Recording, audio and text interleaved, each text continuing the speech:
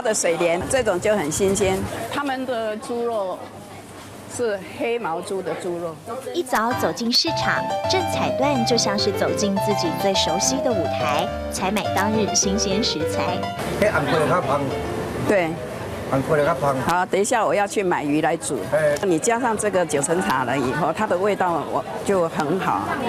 对，所以我们客家人都比较喜欢用这种东西。不过阿段姐最爱的可是客庄家乡味皮塘菜。客家庄处处有皮塘，边坡上种的蔬食，池塘里生长的鱼贝，都是客庄家常好滋味。阿段姐说，这就是客家皮塘饮食文化。在碧塘旁边，我们经常种这个东西。碧塘旁边还会种什么？南瓜，还有呢？苦瓜、冬瓜，还有菜瓜。这个就是碧塘里面会有这个的，炒那个刚才那个九层塔。哦，那很香，对不对？对。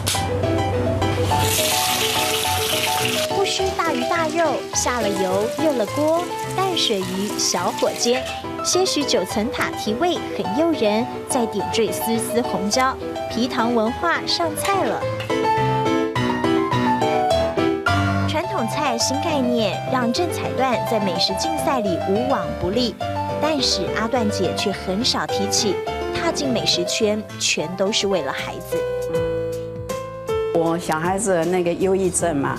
那忧郁症就没工作啊，那就开个面店嘛。他说你没有名的话，客人不上门。那我说好了，那没有关系了。我说要有名，我们来去比赛，天下父母心嘛。当时我们去比赛的时候真的很紧张，我从来没有比赛过，也是第一次经验嘛。回想过往，还不免激动，但是收起眼泪。阿段姐的菜总能有浓浓的客家情。我祖母她就是说，反正有人做那个叶子啊，她就会做这个油饭给媳妇啊或者女儿啊。但现在那个水就吸干了嘛。可以。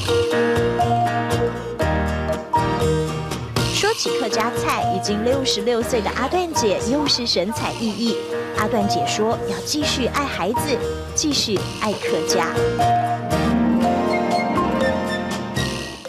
母亲的坚毅为皮塘菜打底，客家的传统为皮塘菜调味，一道佳肴一段情。